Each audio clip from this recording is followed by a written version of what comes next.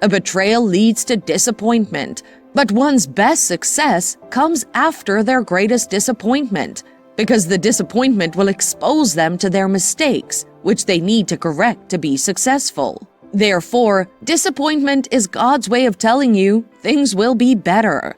After being betrayed, it may appear you're fine, but you carry deep sorrow in your heart for a long time. Some betrayals may be intentional, while some may be accidental consequences of emotional or spiritual brokenness. The more you trust someone, the greater your risk to be betrayed, because betrayal is a violation of trust. The signs of betrayal are gossip, rejection, lie, criticism, and broken promises. The story of Joseph in the Old Testament and Jesus in the New Testament are examples of betrayal. Joseph experienced broken trust repeatedly because he was betrayed by his brothers, Potiphar's wife, and Pharaoh's chief cupholder. Yet, he became the governor of Egypt at last. He must have suffered the pains of his betrayals and broken trust, but his focus on the purpose made him overcome. If you've been betrayed by someone close to you, your first action should be to cry to Jesus, who loves us, pursues us, and intimately understands the reality of the betrayal. I want to remind you that God understands betrayal because it happened to him twice in two different gardens. In the Garden of Eden, the dew was still wet on the grass of creation when the first two people he created betrayed him. Then, in the Garden of Gethsemane, the grass was wet from the blood drops of sweat from the brow of the Son of God, and one of his best friends betrayed him. But out of both of those betrayals came a Savior, a rescuer, and a ruler who died on a cross and came back from the grave so that he can take any betrayal and turn it into a blessing. That betrayal might have been a blessing in disguise. God can permit that betrayal to prepare you for a greater and huge blessing. I know you were accused wrongly by a colleague at work, and that led to the loss of your job. But it is God taking you away from that job so He can open your eyes to see and explore opportunities that will land you into wealth. It is possible that your partner cheated on you with your friend and you feel betrayed, but it is God saving you from a relationship that will crash in the near future and making your path cross with a perfect person He has prepared for you. At the time you are betrayed, it feels as though your world is crumbling and you just want to lock yourself in.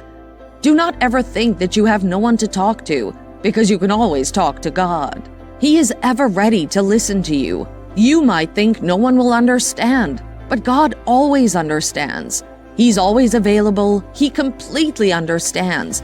He can be wholly trusted, and He can help.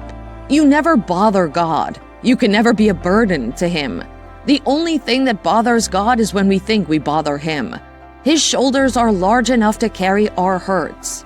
His ears are sharp enough to hear our hurts, and His hands are strong enough to handle those hurts. He alone can transform betrayal into a blessing, a disappointment into a blessing. He can turn situations around within the twinkle of an eye. He has done it before, and surely He can do it again. He can turn your mourning into dancing and your sorrow into joy. Betrayal at times might be God's way of removing toxic people from your life, while He's preparing you for greater glory. Many times, because we relate with people from the horizontal view, we do not see fully what's going on in the heart of the other person. And God knows it is better than it breaks now that the person defines many and their heart of disloyalty persists in your life. There are many examples of stories of betrayal, but it has been found out that in all of these stories, betrayal was an open door for a beautiful life and at the end a blessing. There's something about you that you should be conscious of in this world. You can never be disadvantaged, and you are at the right time, in the right place, in every season of your life. You have been predestined, and you are in God's timetable. Everything in life has been commanded to work for your favor. God again says in Romans 8, verse 28 to 29, "And we know that all things work together for good to them that love God, to them who are called according to His purpose. For whom He did foreknow, He also did predestine to be conformed to the image of His Son, that He might be the firstborn among many brethren." You should not be emotionally unstable because that person leaves you. You must have this mindset that all things are working together for your good. Both good and bad events that happened in your life are for your good. We looked earlier on at the story of Joseph, but maybe we play down the weight of what happened because we look from the end. Just imagine you were in the shoes of Joseph. Not knowing what had happened was a road and a pathway to you being the second in command of the whole Egypt. His brother betrayed him. He thought he had trusted his brother, but they sold him as a slave.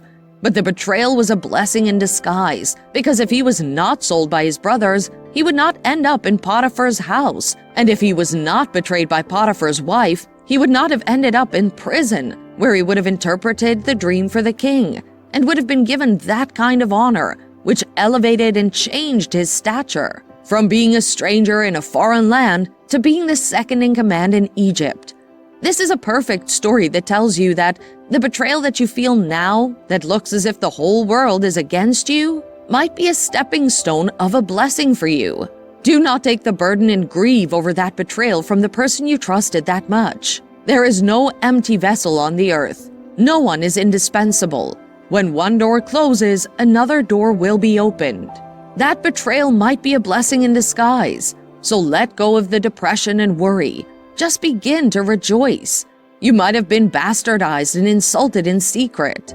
That has made you so down that you cannot think straight, but it should not be when you know you have an assurance that the betrayal is just a blessing in disguise. So unveil what is hidden in that event, move on, and enjoy the bumper package.